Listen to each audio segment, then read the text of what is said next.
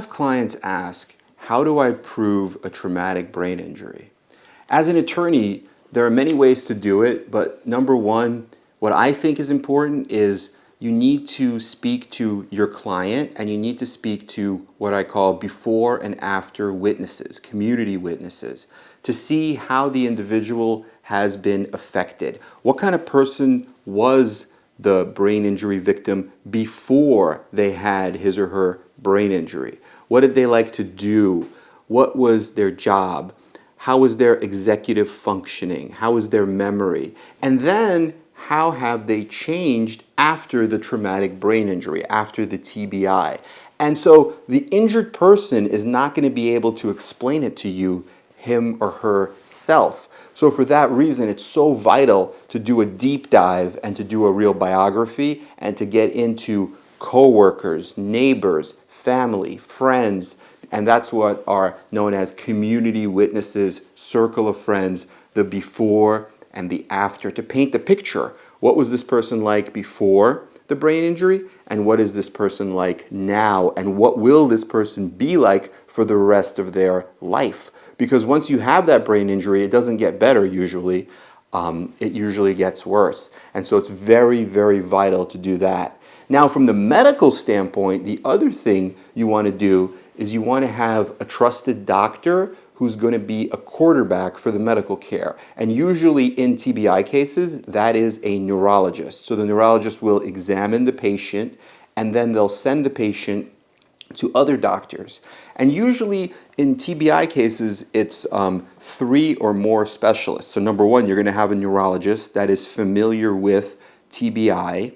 It could also be a physiatrist, but they're going to quarterback everything. Then that neurologist is going to send the patient for neuroimaging. And neuroimaging usually consists of a 3T MRI, 3 Tesla, which is one of the more advanced MRIs that really looks at the brain and can see in detail what's happening.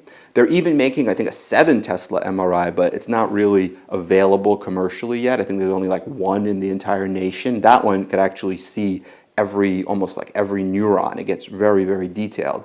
Because that's where the issue is. You see, if somebody goes to a hospital and gets a CAT scan of the brain, that CAT scan could be read as normal, but in reality, the person has suffered a concussion and they might have a micro hemorrhage, right? They might have neuronal damage, but there are 86 billion neurons in the brain. So there's no way any CAT scan or even 3T MRI is going to show every neuron.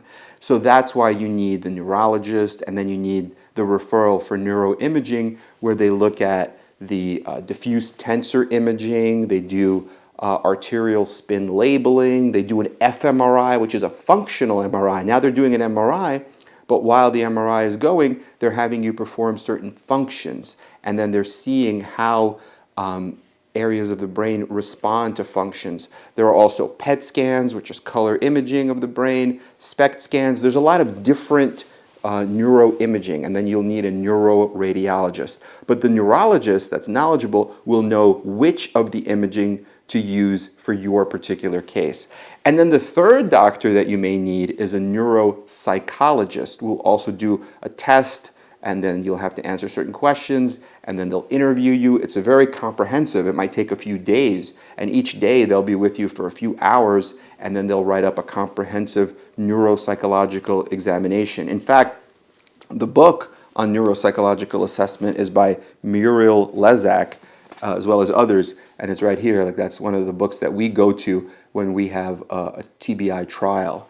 And sometimes when we're also on trial, we actually use the brain. This is an example of the brain, and you could actually, this is just one example of a model. They have better ones that are actual jelly. This one is just a little bit harder, but you could see all of the different lobes, the interior functions, and that's where you could show, because I think the big fight that we have with insurance companies, the big overall fight, is insurance companies have this antiquated, old school mentality that, oh, it's just a concussion, it's going to go away in 3 months, and you're going to be back to normal. Whereas the science and the new medicine says that's pretty much baloney. You know, if you have a concussion that's serious, even a mild traumatic brain injury, it doesn't go away in 3 months. You're going to have memory loss. You're going to have symptoms that persist and are permanent, that are life-changing, that are forever injuries that you could have for the rest of your life, and they're just going to get worse. And so you need to be able to do that deep dive with the neuroimaging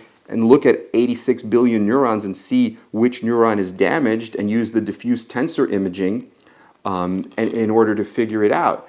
So that's the big fight that we have when we deal with traumatic brain injuries, proving them, is the defense saying that everything gets better after just a few months, and then the plaintiff, looking at it realistically. Yes, I mean, for some people, everything does get better after 3 months, but not for everybody. Many people have these permanent, lifelong injuries, so it's very important to do it correctly with the right doctors and with these before and after witnesses so that you could present your case in court and get the maximum result possible.